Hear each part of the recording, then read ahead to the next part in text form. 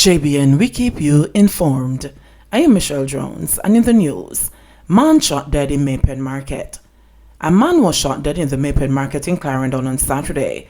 The deceased has been identified as 31-year-old Romaine Gordon, otherwise called Georgie, of Kellits in the parish.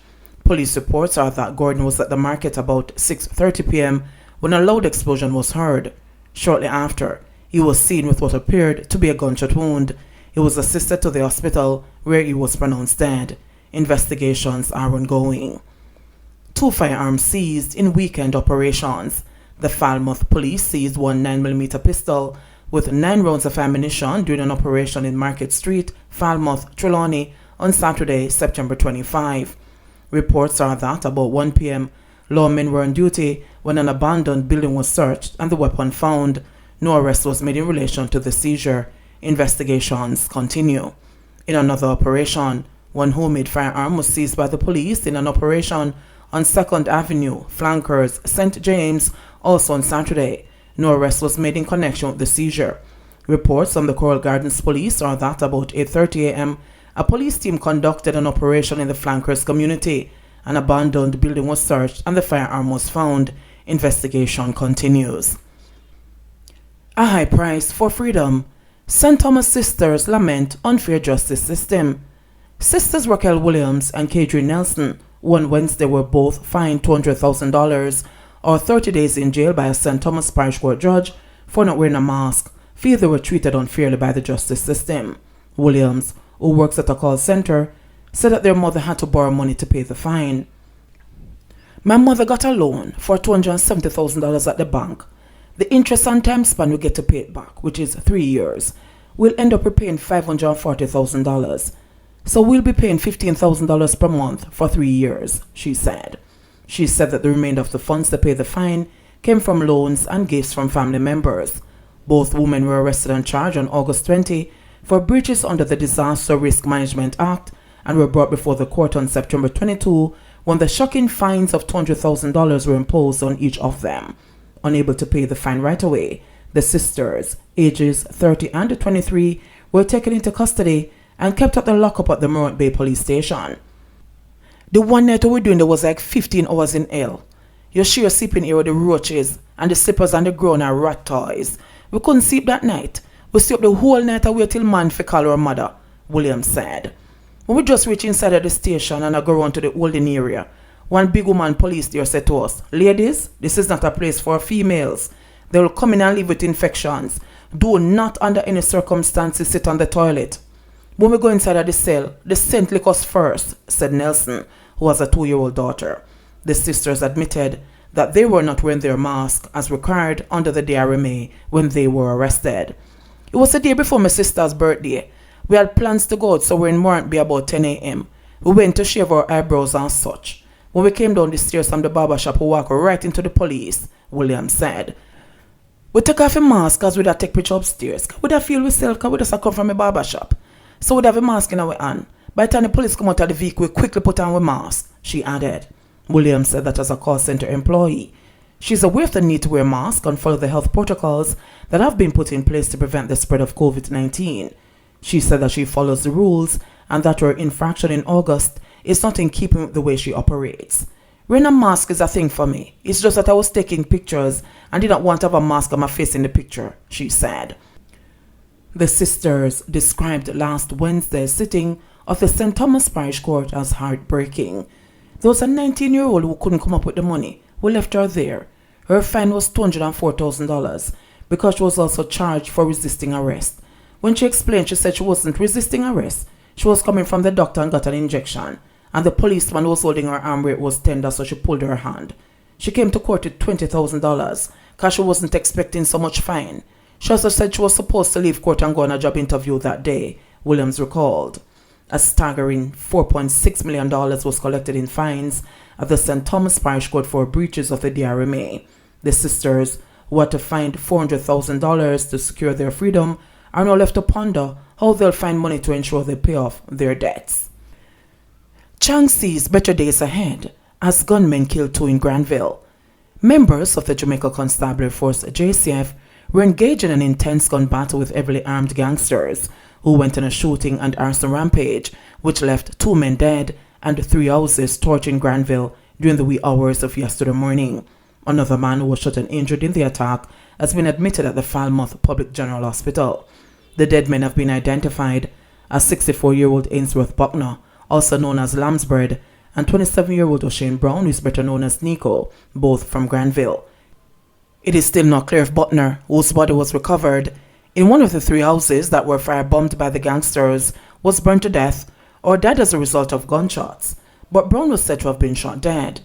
Minister of National Security, Dr. Horace Strang, who accompanied St. James West Central Member of Parliament Marlene Malahoo Ford to the area, vowed to dismantle the gang said to be domiciled in and around the area. I want to reassure the citizens that the police are working assiduously to disrupt the gangs. The security forces are going to take steps to disrupt the gangsters. This morning's incident was sad and unfortunate, but we are going to ensure that the gangsters are apprehended and restore peace and public safety to the people of Granville, Dr. Chang vowed. An obviously shaken female member of the community said that she and her family members were awakened by a barrage of gunshots, which started from as early as 1 a.m. and lasted for nearly an hour. The security minister explained that 2 police squads, which were a short distance away when the attack began, challenged the shooters in a gunfight, but they eventually used the shadow of darkness to escape. We had a major incident of violence last night, early in the morning in fact. The time is important because it took place, what you believe as the unusual time. It started at 1 a.m. in the morning, and when you call the crime pattern, that's the unusual time. So obviously a well-planned operation.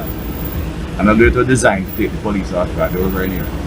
But they were in Granville, and they responded almost immediately.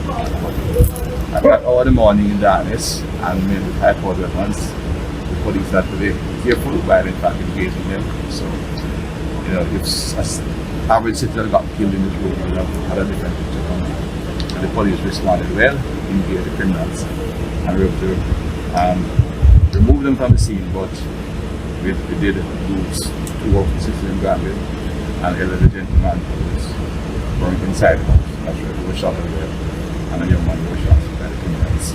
One young man recounted how he and his 9-year-old daughter managed to escape with their lives after his house was set ablaze by the marauding gangsters. Me a sleep and me hear something like a shot. So I go in the bathroom for go urinate, and while me a urinate, Mr. Smoker come to the house, and my daughter did in her room asleep. So I run and try to look out the bathroom window, but I couldn't look out the window. And I try to look out the room window, and I couldn't look out the room window either. So I just run back and pull her off of the bed, and she drop on her face and I hold her mouth and tell her so she mustn't bawl out. He said he lifted up the child and ran outside through the door, which was blanketed in smoke, and escaped. But she heavy, and I lift her up and run through the smoke.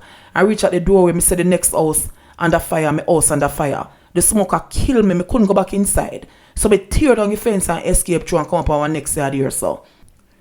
He bemoaned that none of their belongings was saved, as the 6-apartment house was completely razed by the fire. Couldn't save anything. 6-apartment house burned up flat. My daughter don't save nothing. No school book, nothing, birth certificate, everything gone. Nothing me don't get to save, he lamented, his voice cracking up. For the most part, residents were tight-lipped, but one woman, who claimed to have had a relationship with Buckner, which produced a daughter, argued that he did not deserve such a violent death. Him not deserve to die like this. Him don't deserve to die the way there, she bemoaned. Him a my baby father. We have a child. He's a very nice man, jovial man. Him used to repair fans and other appliances. One of Brown's sister, who was among a group of women, was too overwhelmed with grief to speak. Malahoo Fort, who is also Jamaica's Attorney General, offered condolence to the bereaved family members and appealed to the members of the community to cooperate with the police. The people who live here, the big families who make up the community, the solution lies here with the people, and this government stands willing and hopefully able to supply the support. But the people have the solution, and until they are prepared to say that enough is enough and to help to deal with either ask for help or turn over those who are criminals, because there's a culture that has been normalized in the community, she argued. I note that the shooting and killing and arson took place during curfew hours, leading into an all-day curfew, and that shows a high level of calculatedness on the part of the criminals. The security minister expressed hope that the trial of the Klansman gang will prove to be a game changer in proving to citizens that they'll be protected when they give information about gangsters. The big case being tried involving the Spanish Town gang could be a tipping point in the event. We have 42 witnesses to bring, and the police have to be protecting their families, Dr. Chang said. 252 new COVID cases, 7 deaths recorded in Jamaica. Jamaica recorded 252 new cases of the COVID-19 and 7 virus-related deaths on Sunday, pushing the total number of confirmed cases on the island since the outbreak to 83,030 and the confirmed deaths to 1,841. The new cases comprise 142 females and 110 males with ages ranging from 3 months to 91 years. According to the Ministry of Health and Wellness, 65 of the cases were recorded in Kingston and St. Andrew, 56 in St. Catherine, 23 in St. James, 22 in St. Anne, 19 in St. Mary, 18 in St. Thomas, 10 in Clarendon, 9 each in Trelawney, Westmoreland and St. Elizabeth, 6 in Hanover, 5 in Manchester, and 1 in Portland. The deceased include 3 females, ages 27, 58, and 84, and 2 males, ages 42 and 69 from Trelawney. The other fatalities are a 73-year-old male from St. Mary and an 80-year-old female also from that parish. 5 of the deaths were previously reported under investigation. The deaths were recorded between August 18 and September 23. The ministry said 2 more deaths were reported under investigation. It further reported 195 new recoveries, which pushed the total recoveries to 52,292. There are 28,313 active cases on the island. JBN, we keep you informed. JBN, we keep you informed. Please remember to subscribe, like, share, leave us a comment, and click the notification bell to receive our daily news items.